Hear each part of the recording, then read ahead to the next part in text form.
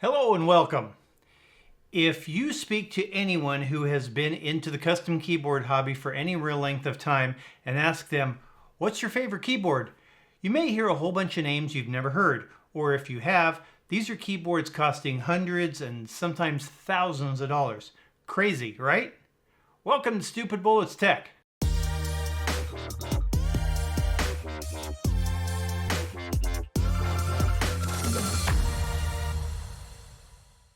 I think that I'm like a lot of people who have invested time, money, and effort into custom boards, in that what interests me now was certainly not what I was looking at a couple of years ago. Back then it was a budget keyboard that did a good job right out of the box that left me with some options to make it better, to learn about switches, about lubing, stabilizers, and the rest of the things that comes with this sometimes silly hobby. Today I want to turn back the clock a couple of years to an under $50 keyboard that works so much better than it should and gives me a chance to explore what can be done with a little bit of time, effort, and patience. Oh, and silicon. That's right, silicon. This is the Gamenote 60% keyboard built by Havit. It can be had on Amazon for $47.99 with free shipping if you've got Prime. It's compact, it's waterproof, thanks to the Gateron optical brown switches, and it's hot swappable. It comes in black and white options, has plenty of programmable RGB for your inner gamer vibe, and thankfully it's a 64 key layout that has arrow keys, the main reason people opt out of the 60% boards.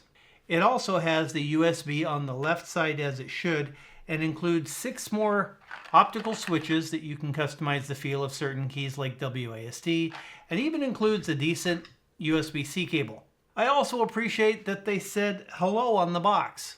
It's the little things. It weighs in at 563 grams, which is respectable, but we're going to add some weight to it with a custom-made silicone dampener later in the video. The caps that comes with it are about what you'd expect at this price point, but are certainly usable until you decide to upgrade to something a little bit better. They have shine through, and secondary functions are pad printed. The only real negative at this price was the need for them to print Gamenote on the spacebar.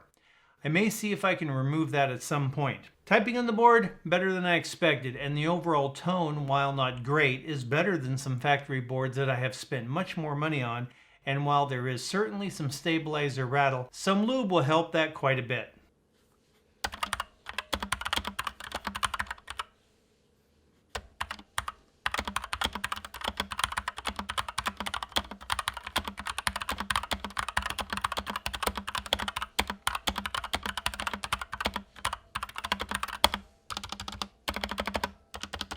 For a lot of budget consumers, this board is perfectly fine and usable right out of the box, but I wanted to see what we could do to improve it with a little TLC. The stabs were, surprisingly, fairly well lubed, but oddly only parts of them, like one side.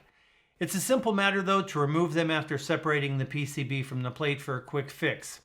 And in keeping with the idea that this may be someone's very first modding job, we didn't take them apart nor clip the stabs, but instead opted to use a brush to distribute the lube better and applied some more where needed. The factory lube looked like dielectric grease, so we used that. Optical switches are interesting as compared to a mechanical switch, and I was surprised that the brown tactile versions were the only ones offered. I would have preferred the red linear variant for gaming. The tactility comes from the legs and leaf making contact, but these contacts are not needed to be functional, as the longer than normal stem simply breaks the light beam on the PCB. Since I wanted to do a light lube job on the switches themselves, I removed all of the leaves and simply built my own linears while I had them apart. I've lubed hundreds if not thousands of switches, and this felt odd to me. It was the first time I've worked with these. I hope that the custom market can begin to offer PCBs for optical switches in the future, as there are some benefits, especially for gamers. Also, and if you have an answer for this, comment below. Optical switches are designed with a small magnifying glass where the LED shines through, and every version I found online has this feature. But in the included extra switches, only the red, blue, and silver had this. The yellow variant and all the included brown switches, as well as those on the PCB, just had a flat window. I don't know why. An optical Franken switch, perhaps? After lubing all the switches with a very light coat of 3204, it was easy to pop them back into the PCB. This is another area that opticals have a big advantage over mechanical switches. Not only is there no soldering needed because of the hot swap function, but there's also no pins to bend. I can't tell you how many people have complained to me about this, along with the fact that the pins can easily push a hot swap socket right off it, making for a very difficult repair. Just look in the comments section of the Drop Alt boards.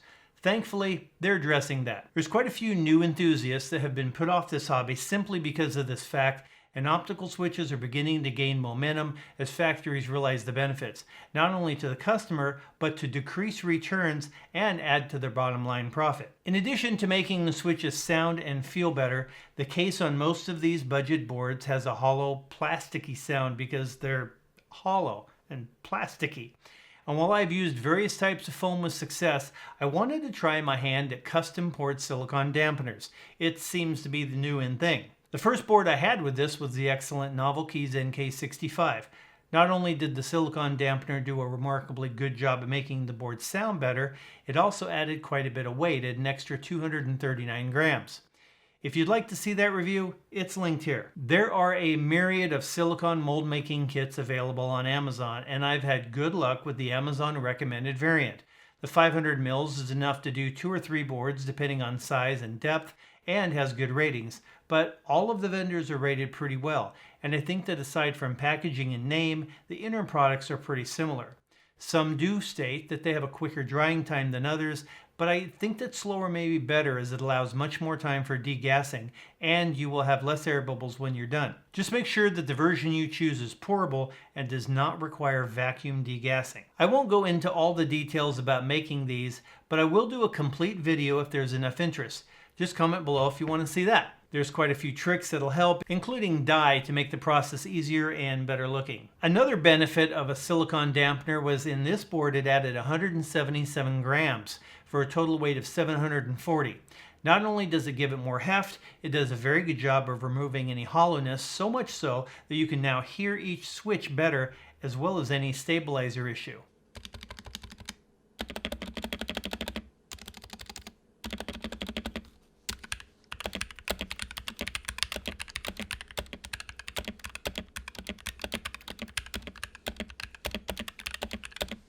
While all of the stabilizer rattle was not fixed, it is certainly better than stock, and it only took a couple of minutes.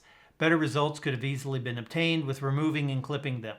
The switches sound and feel better, and I am one of the weirdos that kind of enjoys lubing switches.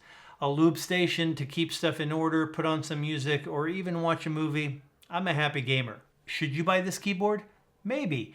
If you've wanted to find something cheap that works well right out of the box, that you can learn to lube switches, to work and experiment on, and eliminate the possibility of screwing it up with a more complicated project, then yes. If you decide to go down the rabbit hole of custom keyboards, let me know in the comments, please. If you'd like to see my own Alice in Wonderland, I have a complete list of keyboards built, given away, and incoming in my Discord linked below if you want to be part of that conversation. If you're a gamer or a streamer, we also have a community Discord called the Dreamy Team with 500 plus members, an official Twitch stream team, and lots of things to do. We would love to help you grow your channel and introduce you to a bunch of great folks. Links to products are listed below. As always, thank you so much for watching, and until next time, be good to yourselves.